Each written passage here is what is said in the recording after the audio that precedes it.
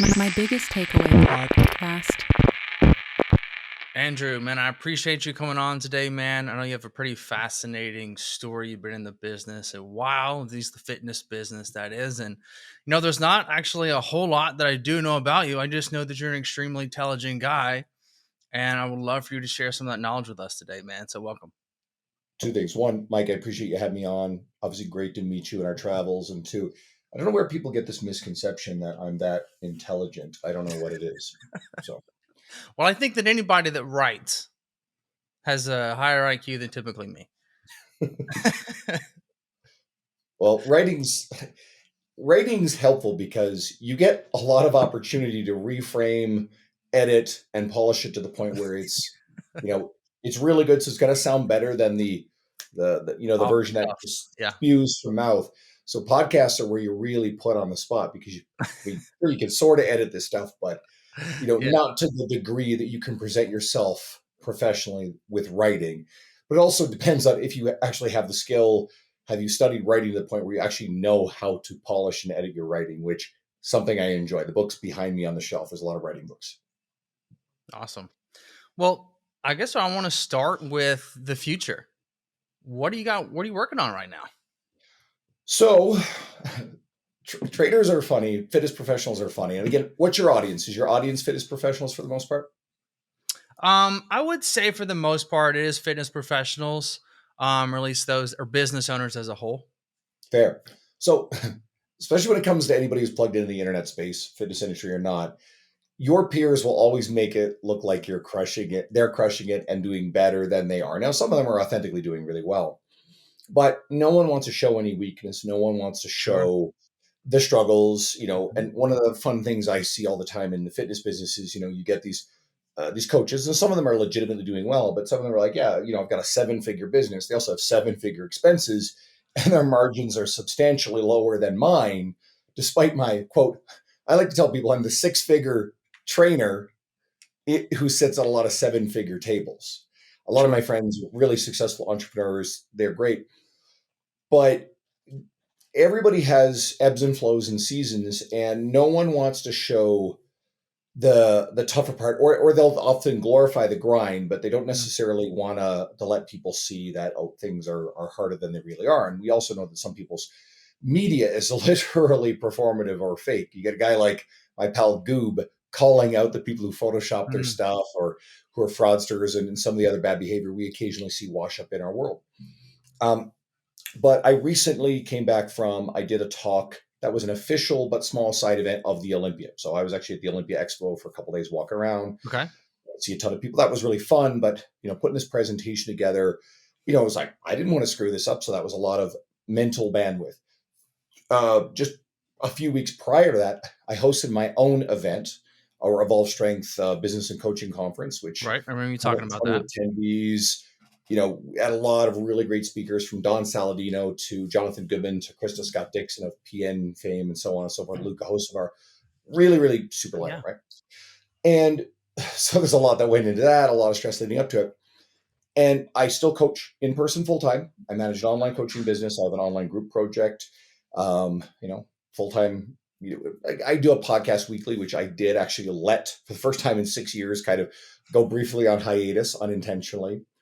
I am trying to write and serve my editors. I got to hang out with I was hanging out at the Muscle Fitness booth at the Olympia, which they're great to me. But I hadn't given my editors anything in a little while. And I hadn't written anything for my own website in a little while because I was all in on these events. And I hit this point where I'm noticing, okay, my body's starting to break down. Now I'm 45, right? So, sometimes I don't feel my age, and sometimes I really do. But I noticed that I'd sustained a knee injury simply by stepping and twisting a little bit. Again, another one of these innocuous things that you get to our age and it's like you're just going to do weird. Like you'll be in the gym, you're fine. Like you lift heavy weights and then you just reach behind you in the shower and all of a sudden you've like torn something in your shoulder. That kind of happened to me. Grabbing the seatbelt. Right. And I've had some other nagging stuff. So this year I really felt like, okay, obviously I am under recovering on all of the things that I'm taking on. So I kind of put a little note out to the universe to say, hey, I'm going to gear down for the next couple months. I'm not going to consider any asks of my time, extra stuff, projects, etc. Make sure I take care of all the fundamentals, never let the core business fall aside. And I don't think people necessarily want to, showcase that, or they'll really glorify it in an attention-seeking way, which I also don't like. Right? There's a lot of performative stuff. So to say what I'm working on, I'm actually working on letting me rejuvenate for the next little bit. Now, I will start getting some more writing projects in because I don't find they're actually too emotionally taxing. But next year, I've got a handful of speaking events on the radar, and I'm waiting for word on a couple more things. And so I'm excited by that.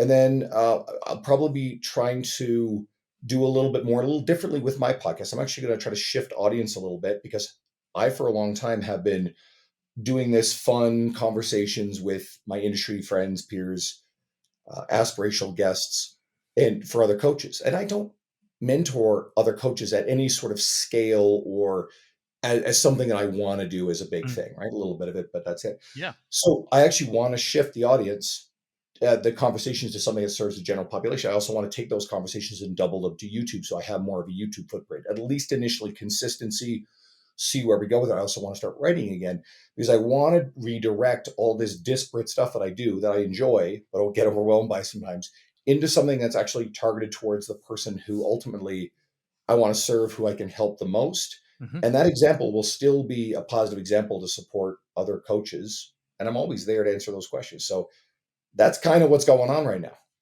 Well, let me ask you, man, because I know I too am going through similar to the same thing that you are, right? Sold the coffee company, moved, will digress, right?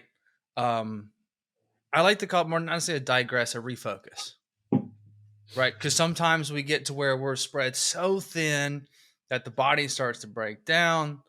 And actually, since I moved, I've had more consistent workouts and felt better than I have in the last 2 years. And it's simple. It's so funny how like powerful the mind is, to where when you become in a better headspace, then the body just follows. To nagging little shoulder twinges and neck pains and whatever it may be, because I find that deregulation on the guess you would call it like your nervous system, or just your high stress and high anxiety and all that cortisol, boom, just be able to just enjoy enjoy working out again, or enjoy working again, or in fact enjoy writing again versus it being a job, right? And so I can totally relate to that, refocus and go back to the enjoyment. And sounds like you're getting some creativity back. Absolutely. I mean, you just said it, right? It's down regulating the sympathetic nervous system, state. I also realize, and like, it actually just clicked with me. I've known this, but I've been sick more times this year than I have in Mm. years. And the timing has always been lucky to where it's like been about a week before I've had to travel instead of like a couple days, because then it would have ruined, I wouldn't even been able to get on a plane. Mm-hmm. But the timing has worked out. You can still hear this lingering, voice. My voice is a little off just from a sinus infection I've had for about 3 weeks. And that's a sign to me, right? That's a sign that I'm probably in an overly sympathetic, activated state. I need to downregulate that, more parasympathetic. And if any of the coaches or business owners are listening and you kind of feel like you're always like on and amped up, even if you're sleeping normal amounts, like I have good hard boundaries around my sleep opportunity, right? But I still wake up feeling groggy. I mean, okay, a bit tired, and I'm relying a little bit more on caffeine than usual. And if you notice this pattern, I think at some point you have to decide, all right, what are the boundaries around the things that really matter? I mean, like, I'm actually a single guy, right? I got a big fluffy cat, Aussie, but outside of that, but I mean, for a lot of people listening, they got young families, so that's going to be something. And how many people are feel like, well, I'm sacrificing now so I can get more time with them later. Careful with that stuff, right? Anybody listening, kind of grew up with a father who worked nonstop and you never saw them, right? Been there, right? So, right. So careful with that stuff. I like speaking in terms of books. There's a really great book called Essentialism, Greg McKeown. It's a classic. I think it's a really good read if you're feeling this stuff. And it's about getting very clear on the true essential things, like, not, and it's a book about boundaries and about being able to say no. That's a core tenet, is learning how to politely, and sometimes even just like not even feel like you need to owe people an explanation as to why you're saying no. And there are people, Brett Bartholomew, Molly Galbraith, John Berardi, some classic people in our industry who are really good, Jonathan Goodman, who are really good at, just being polite but direct and saying, no, this is not something that, serves my purposes, is not something I can fulfill right now based on my, the time and the projects I'm working on. And I think the better we get at this sort of stuff, the more people actually value and appreciate your time, right? The opportunities aren't going to go away. But if you always are living right at the bleeding edge of what you can take on, then that presumes that there aren't going to be other great things that come on. And you'll hear really smart people, smarter than me, more business successful than me, talk about how you have to say no to a lot of really attractive opportunities to leave room for the really attractive ones that align with you. Alex Hormozy talks about this. He uses the woman in the red dress analogy. If you're not familiar with that, it's like the Matrix and how it's a distraction. And the more money you make and the more opportunities you get, the more enticing the opportunities, but the more enticing opportunities you actually have to say no to. So this is stuff that, I hope that at least this is speaking to people and they're kind of thinking, oh shit, like, yeah, I've got that problem. Okay, well, it starts with awareness of it. And it starts with getting really clear on, all right, what matters? And then what are maybe the things there's stuff you can enjoy. Like I, for a long time, have loved doing my podcast, having conversations with friends, learning from them selfishly, publish it. That's been about career-based stuff. I've benefited tremendously from those conversations. But at a certain point, it's like, okay, how can I actually shift this to where it's actually serving the people that at the end of the day I claim and know I want to help the most in an environment where there are more and more and more podcasts all the time. Okay, well, now it's time to actually like pivot a little bit. And that's something, like I said, it's coming up in the very near future. What do you think is the best advice that you can give on telling somebody how to say no to opportunities? Because it's funny you say that, because last night I was talking to Paula and I had an opportunity and she was like, do you have time for that? And I was like, no, but, and I realized like anytime I say but, you're just trying to justify it. So I got a few things. First of all, I think you always start with saying, listen, thank you for thinking of me. Like, I actually really appreciate this, right? Not being arrogant about it or, hey, this is beneath me. It's like, no, thank you for thinking of me. Two, and this is common advice, is stop feeling pressure to give an immediate answer to anything. Okay. That's a big one. Now, I've got a little analogy that a recent experience that I think speaks to this. So I don't go clothing shopping very often. I order mostly band t-shirts off of band websites. I'm a big Tool fan. I'm wearing a Tool t-shirt. But recently, it was several months ago, before actually traveling to probably when we met at Coaching Con.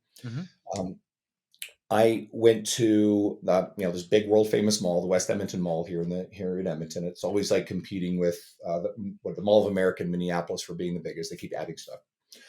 And so there's a handful of really nice clothing stores over there. So I went in and I'm shopping for I like casual dress shirts, like really sharp looking stuff. And I went in, I'm trying stuff on. I'm not a small human being. Like I'm 6'2", I'm about 250, low 250s at a given time. So there's not a lot of off the rack stuff that fits me or quite my size.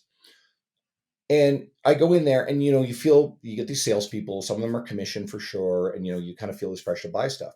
And I now have this rule. How many times have you bought something that was kind of like, okay, bring it home, and you end up not wearing it, like $100 plus pair of jeans or some other shirt or whatever. We all have that stuff in our closet. So I started saying, all right, if it's not, and I say this to salespeople to deflect the pressure, if it's not a screaming yes, it's a no. And that's the rule. It has to be an absolute knockout, yes, I need to have this. And so there were a few shirts that I tried on. There's this material, this is like stretchy, like sort of weird material. I was like, I just don't like it. I don't like how it fits. I don't like how it feels on me. So those are out, even though they look sharp. And there was a couple of shirts I'm like, okay, this actually looks really good. I like the fit. It looks great. So they were clear and obvious yeses. So good. But I wasn't willing to settle for something that was like pretty good. It has to be, okay, this is great. I randomly wandered into a leather jacket store at a different mall the same weekend. No, I think it was another time. And I looked at these jackets. These look really sharp. I'd lost a leather jacket years ago. I have another one that's like a fake leather jacket. Anyway, so I looked at them. They looked sharp. I tried a few on, and one was magic. It fit perfectly. It looked sensational. And this is $550 jacket. Okay, that's a lot for some people. Maybe not a big deal for others for leather. And I'm looking at this thing in the mirror, and I'm like, I love this. Right? It fits great, and so it passed my test. So I bought it, and it has brought me joy since. Everything that I've purchased, these shirts, I went out for dinner this weekend. I put on one of these shirts. I felt like I looked good. I felt good. I got the confidence. Like that actually Yeah. affects you, right? It feels good. So I felt good about that. And each of these purchases, clothing purchases, which are not insubstantial or unsubstantial, there are things that now I actually am really grateful that I ran those decision making, that rubric through that. And like it's different than if I'm buying a $40 band tee, at the merch stand at a concert. I was at a concert this week, and I bought a couple T-shirts, each of the bands, and I've loved these bands for 30 years. And so one of the T-shirts, I tried it on. I assumed the other one would be just as good. I liked how they looked great. So the one that I tried on, I love. The other one, I'm like, okay, no big deal. I supported the band, $40 shirt, no big deal. But if I'm buying a $250 Hugo Boss shirt or $550 leather jacket or $100+ pair of jeans, I don't want to feel like I bought something that was just okay and mediocre. So does that make sense? So Sure. and when it comes to the opportunities that are coming at you, I think it's get really clear. John Berardi's great at this. Like he's got a value system. If you set a series of values about what matters to you and a set of criteria for anything people ask of you, because we get a lot of the same asks, whether it's being asked to appear on podcasts or a public speaking engagement or to write for something. Okay, get really clear on what those criteria are, what serves you. It's not selfish. And then you run these requests through that rubric of, here are the criteria. And by not immediately feeling pressure to say yes or no, you can slow it down in your mind. You can pause off the emotional reaction of it. And something that may be really appealing, you go, okay, what opportunities would I be giving up? What would I be forced to say no to later if I said yes to this? That's a really critical thing. Because again, we assume, okay, I can fit this one more thing. I can fit it. I can squeeze it in. All right, now you're committed, that's squeezed in. Now, what if something that really is super aligned with you, is something you can't miss, all of a sudden pops up? Now you have to turn around and say to people, hey, listen, I'm really sorry, but I can no longer fulfill this. I no longer can do this. You don't want to be in this situation. Honestly, if you have to, like learn to do that. But this is the framework. And again, we're not going to be flawless at it. I struggle with it sometimes, but the more you get clear on those values, that decision-making criteria, and the more comfortable you get in like just pausing and then ultimately saying no. And unless you're a jackass about it, you're not going to offend people. Okay. Right. And in the book Essentialism, it really shows people, especially the ones that make all these like little requests of your time, the shit that they should be able to do and they can look up, right? We all get those things like, hey, I will answer questions on my social media all the time. I always will. I love it. But there's sometimes people will ask stuff that's like, that's a Google search. Like, come on, seriously. That's an easy Google search, right? So there you go. I think, something you just said, I think that is crucial, is taking your time when answering to an opportunity also puts the ball in your court, because sometimes you don't get to think about it, right? I'm a futuristic guy. I always look past today and then what's the repercussion of making this decision?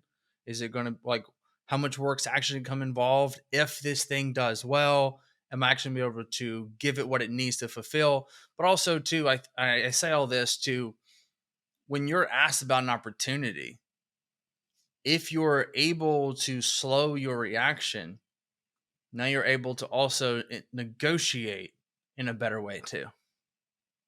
Because if Absolutely. you're fast to jump versus hesitant, that person's like, man, like I really want them to be a part of this.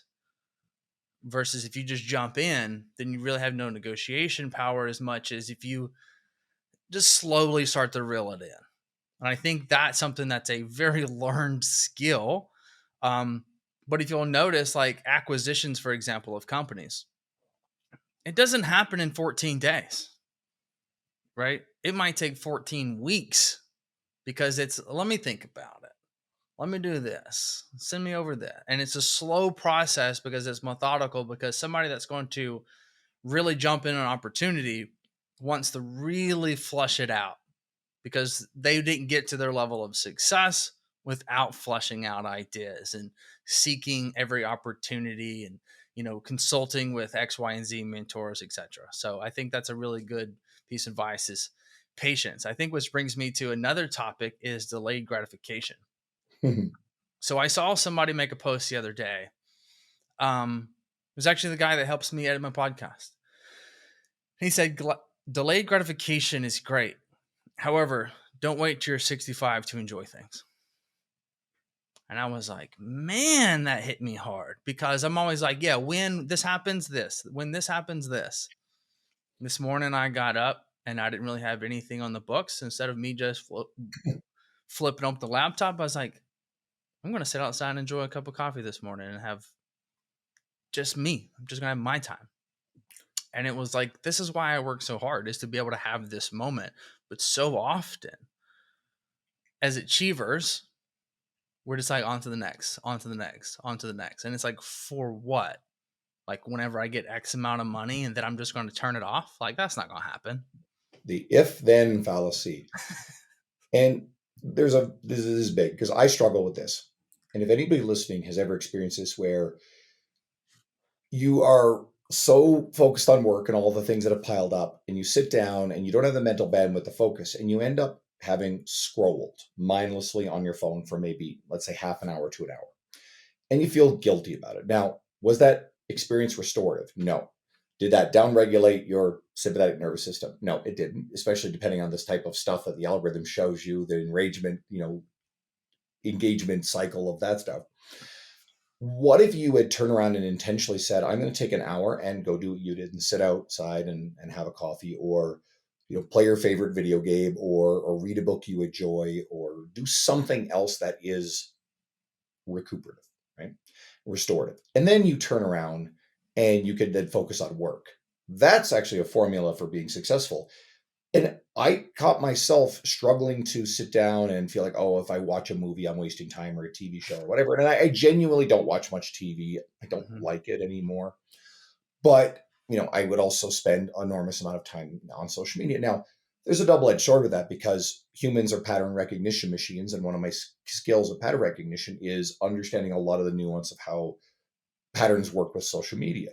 And it's actually allowed me to study and grow social media and actually teach and speak on not just like the specifics of the tactics, because it goes much deeper. It's actually the philosophy and some of the bigger picture things to build a career and a brand that stands out in this space. Because whether we like it or not, social media, especially Instagram, is sort of your business card now. It is a calling card. And the people who have a very negative attitude and sentiment about it, especially the fitness industry, here's a little secret. The people who have a lot of really like vocalizing negativity about social media, those people are on average very status craving, very resentful of the people who they perceive have done well on social media. And that negativity will be reflected in their attitudes. If you catch yourself being one of those people, recognize what it is. What are you craving that you're missing out on? And maybe redirect that energy into something positive, because it is really funny what I've observed. And that kind of energy really puts me off from wanting to support someone or have them on my podcast or consider them as a speaker at my event or what have you. And not all the speakers at my event I had recently had the largest social media followings. Some of them had very, very well-respected brands. Krista Scott Dixon doesn't give a shit about Instagram. She's an icon because of her work with PN and since then, right? Very well respected.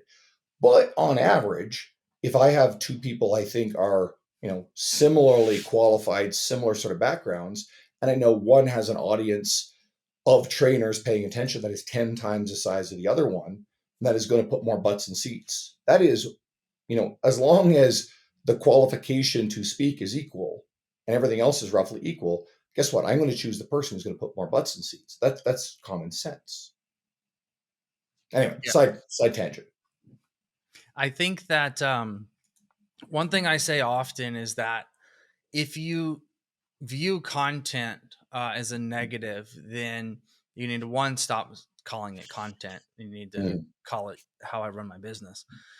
So you take out that negative connotation. But at the same time, like if you own a business, Instagram is your website. And if you put all the energy and everything into the website, but your social media is still viewed as social media, well, it's never going to be great. And so, but if you view it as your website, you'll give it everything that it needs because it is the foundation of your business, right? No one's going to go to your website if your Instagram's trash, Hmm. right? Or you're not putting out good value or you're not showing up for it. And one thing I say often, I think you could probably uh, relate to this is that if you'll run your business like you do your fitness, you'll get 1% better every day. We show up every day in the gym trying to fail and trying to get better. But in the business, we're like, well, I'm not great at it, so I'm not going to do anything. Or I'm going to wait until this happens and I'm going to do this. And it's like the first time you went in the gym and squatted, it probably sucked. And then it's one of those things you got to do. You got to get in the reps. You got to get better and you got to get better and you got to get better. And when it comes to social media, whether you're talking on video or whether you're writing, right, or writing captions, whatever it may be, like you're going to suck. But it takes reps to become better. I think that's something that with you studying, like that is you actually getting in those reps so that you can implement and become better because you want to become better. I think that's a big thing is that we're waiting for Hmm. something magical to happen and come in and just transform everything, or one person is going to come into your business and just make it all better. And it's like a mentor is not somebody, or a business coach or whatever you want to call it. It's not somebody that comes in and just changes the game for you.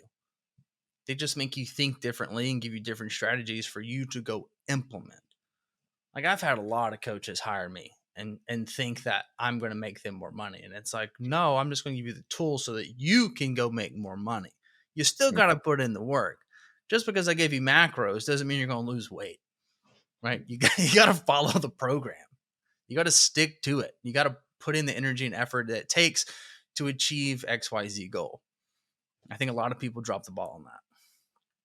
I've been there with this. If you want to learn a specific skill, you have to work hard. I mentioned writing earlier. So, for example, I was interested in writing for my own website.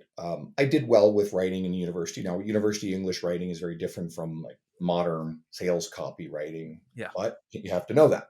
So, um, first of all, I needed a website. Actually, my best friend built me a rudimentary website that worked for years. Now I have a more professional one, but it allowed me to start writing. And through my travels, I met some really key people. I didn't even realize kind of some of the, the places they were in, and then reinforce some of those relationships through the podcast. Then I got an invitation 4.5 years, almost 5 years ago now, to write for T Nation, which of course, certainly for its time was one of the big legacy type gatekeepers of who was who, and when it came to Yeah. strength and conditioning authority. So that was a big honor. I've been reading for a long time. But in order to, even before that, I started reading books on writing. Again, I referenced the shelf behind me. I started with On Writing Well by William Zinsser and worked my way through some other really fundamental books to learn how to do a really good job of writing to create engagement, to create change, get people to want to continue to read your work. And I have read a lot of books on writing. It's not like, okay, I'm a good coach. All right, I should be able to like write on these big websites. I should be writing for Men's Health. I've got a really great story. My editor at Men's Health says nobody gives a shit about your story, right? You have to figure out a way to be of service to the audience and the editor, the publication. And then you actually have to stand out in terms of the quality of writing. The less work that the editor does to revamp your ideas can be good. If you're writing shit, your editor has a lot of work. Yeah, So, which they don't want to use because they don't want to have to do that much work. they got too much to do. So, I went and I continue to polish those writing skills. I still to this day do. And therefore, I get more invitations to write for more stuff. When my first invitation to do any public speaking, my friend Tim Arndt used to host a conference in Spokane. And I'd attended a couple of years. And then he turned around. He's like, hey, I want you to come speak next year. And so, after a little bit of back and forth, I said yes. Didn't immediately say yes. But then I realized, all right, I have to upgrade these skills. So I actually sent a text message to Luca Hosevar. And I'm like, because Luca's a great public speaker who's worked on the skill. I was like, Luca, you got any books on public speaking? And so he gave me a couple of recommendations. So I dove into those and applied the lessons. And I worked really hard at putting together what I thought was a good presentation. It went very well. And then all of a sudden, over the last 2.5 years, the invitations to speak absolutely exploded. But I continue to work very hard on that skill as opposed to just assume that, okay, no, people are just going to appreciate it because it's me. No, no, no. If I'm going into an event where half the people there don't even know who I am sometimes, which has happened, I need to stand out and, especially to get invitations back. There's a different side of this. If someone's going to put you in a position where you're writing for them or you're speaking for them, then, if you demonstrate that you're going to bring butts into seats and eyeballs to whatever you're doing, that gets you invitations back.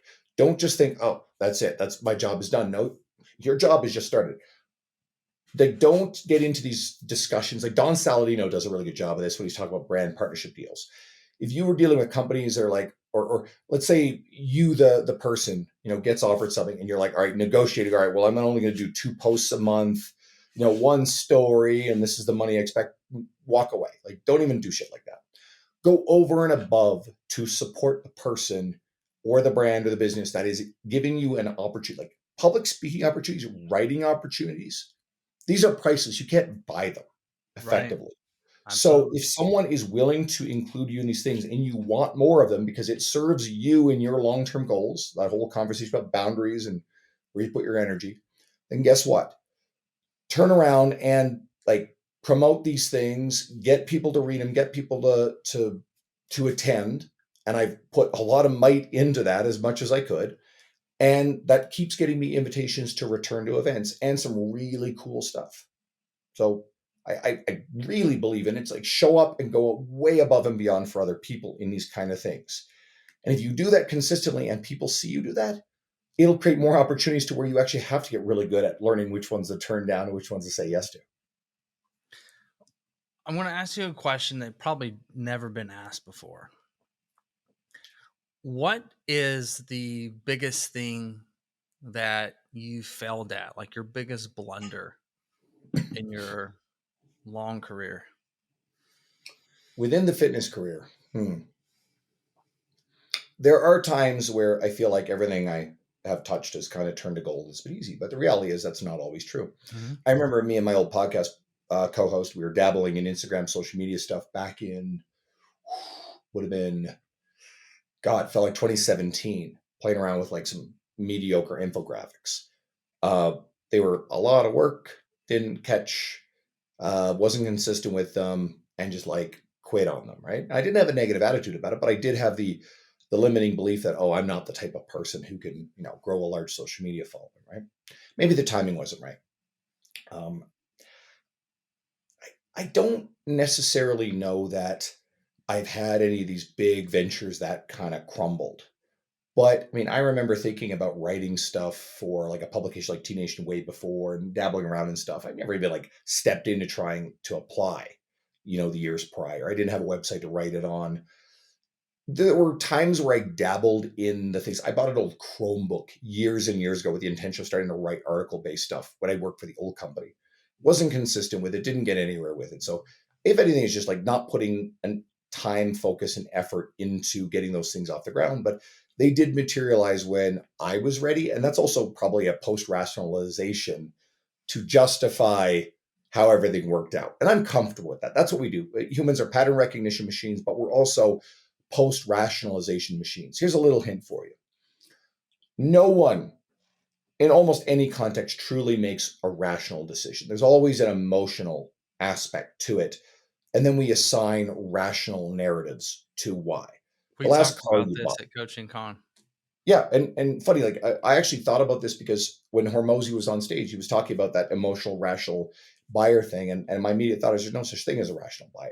They're just people who dress up their emotional buying in rationalizations. Okay. Yeah, it was logic versus emotion. And your argument was, well, everything's emotional. We just use logic to justify the emotion. Absolutely. Right. 100% true. And as a business owner, the more you recognize that, the more effective you'll be with the sales process. It just becomes, How do you appeal to the logical seeming emotional buying motives of the theoretically logical person, right? I mean, Yeah, they're valid. They are valid, but at a certain point, you cut down to what's the actual emotion underneath it, right? It's like this simple example is, oh, the person who buys the vehicle, that's got to be safety. It's got to be like the Volvo. It's got to have all these sort of features, right? All right, well, what's the emotional thing underneath it? They want to keep their kids safe when they're driving around in it, right? That's the emotion. They're family oriented, and the kids' safety trumps, driving around in like a SUV or a Lamborghini or whatever, or a Porsche, right? There you go. what made you want to become a coach in the first place? This is a fun story. I didn't. I had no ambition or thought to do it. In fact, so my formal education is a Bachelor of Commerce degree, honors degree from Memorial University, Newfoundland. I grew up in the East Coast of Canada, right? Moved out west years later. I've sold cars for a summer at a university. This is like over 20 years ago. I worked at a call center that was terrible. I worked at a bank for a little while. That seemed promising. I hated it, realized it was just sales. I worked in nightclubs. I owned a nightclub in my mid late 20s. Yep, that was a fun one. We're talking about like a lot of late night hour stuff. Hanging out with Collective Soul one night up in the upstairs room. After their concerts. Lots of like. There's a few East Coast current former NHLers in those days, so those guys would come and hang out, that sort of stuff.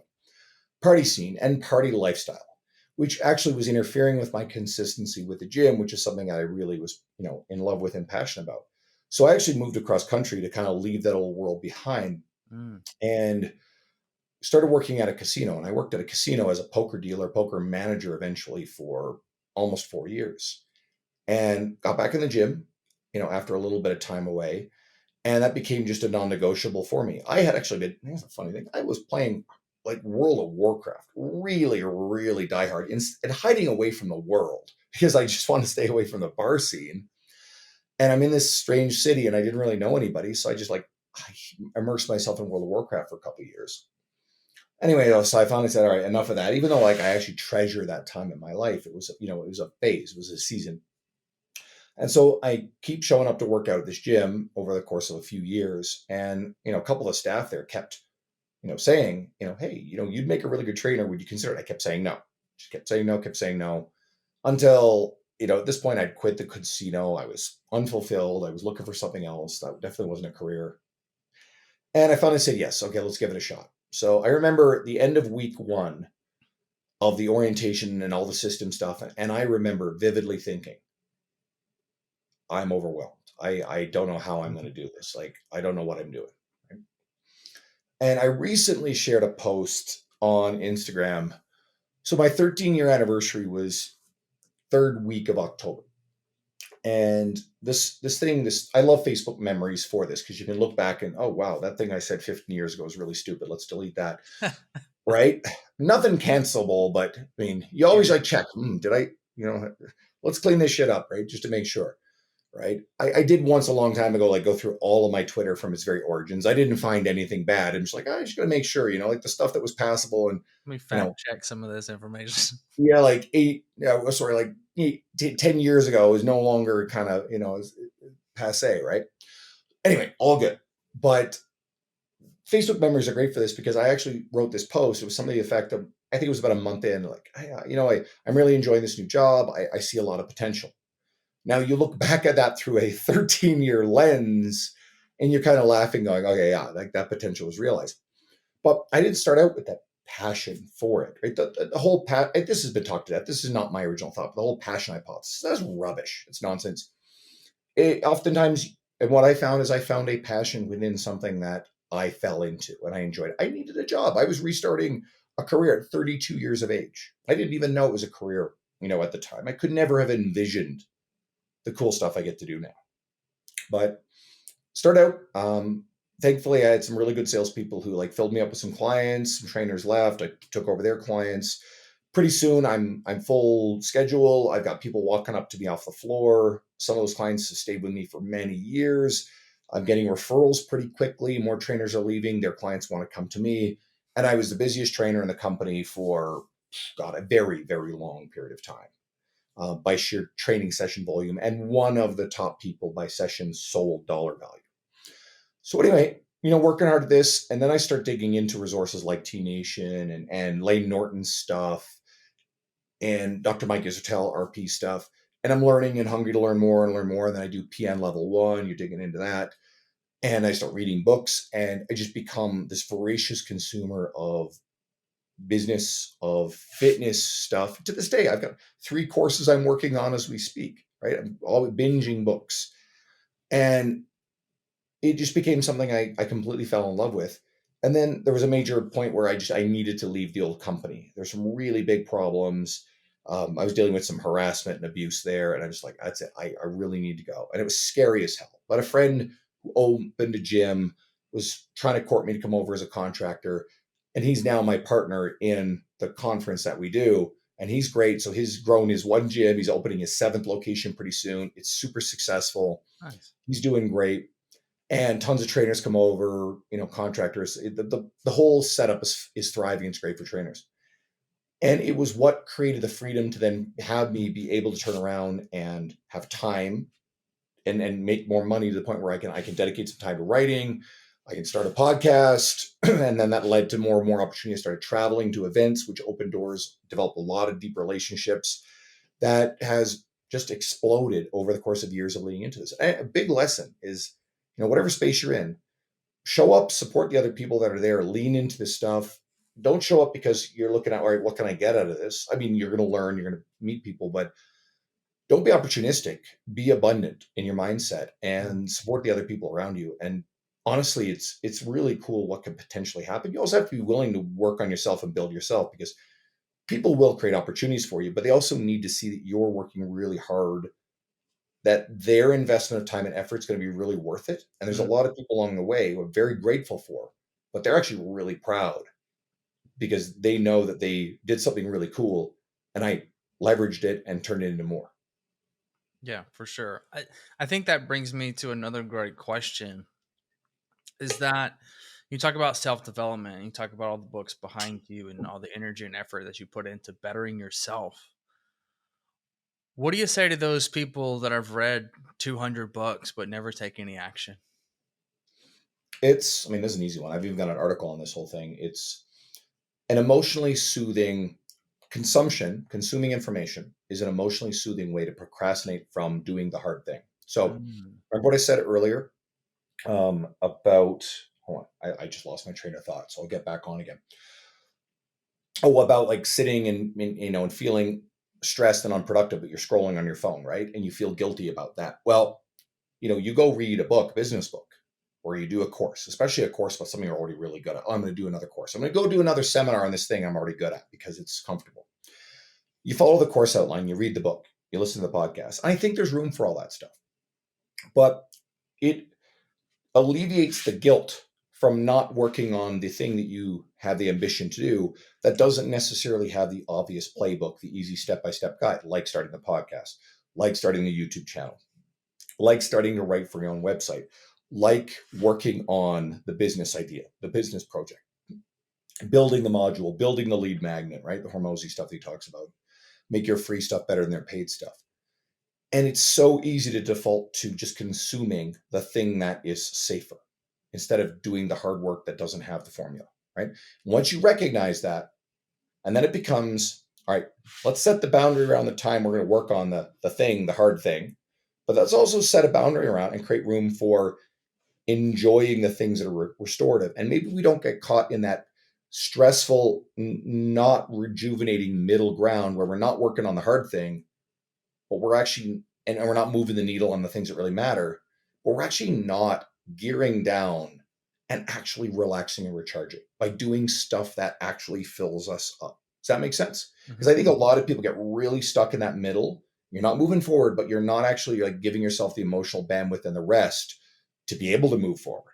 And you feel guilty for doing restful things. If you're going to recognize this pattern, because I've been there, I've done the shit, then you're going to actually free yourself up to work on the things that really matter. And then you stop feeling like you're treading water and showing up every single day doing the same thing going, when does this end? Is Is this the horizon? All you can see on the horizon is just showing up and grinding through stuff that, oh, it's not getting better. I don't love this.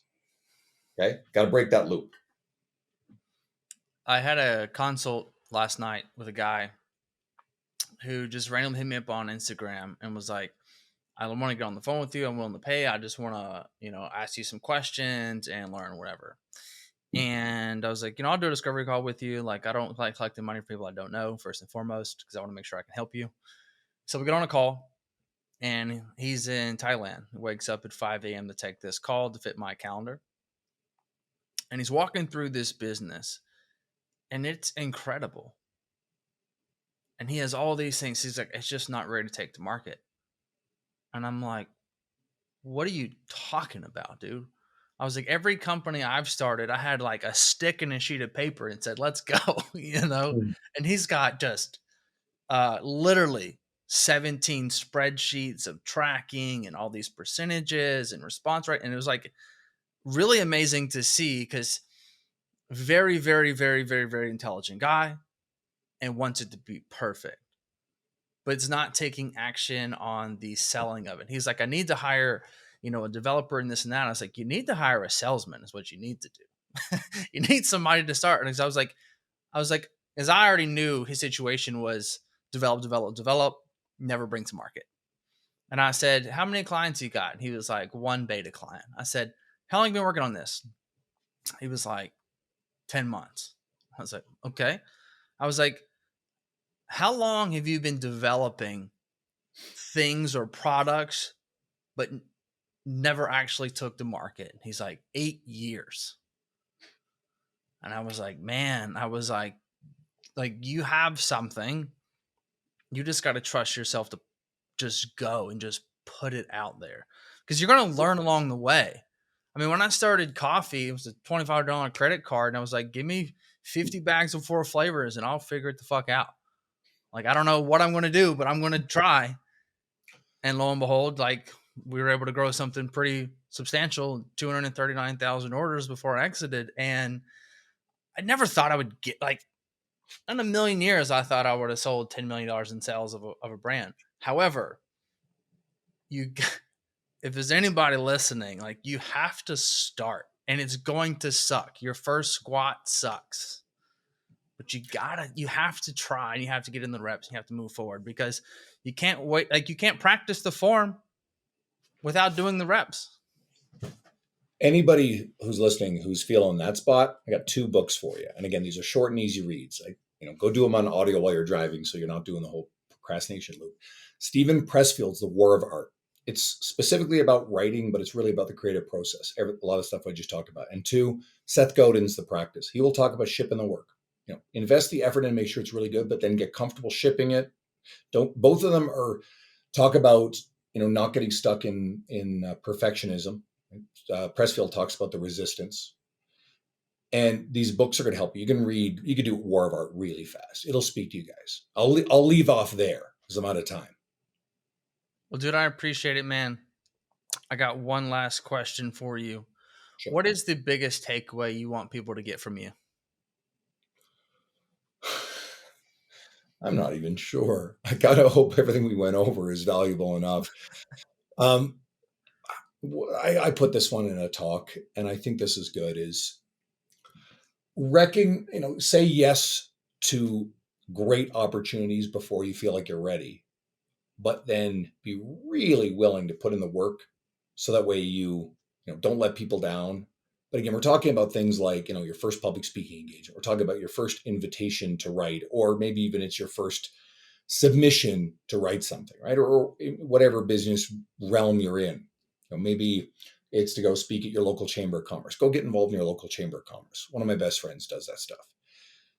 And you got to this is fucking super cliche about the uncomfortable stuff, all that blah, blah, blah. But okay, you got to be willing to get at least a little bit uncomfortable with some of these things you don't feel like you're great at yet.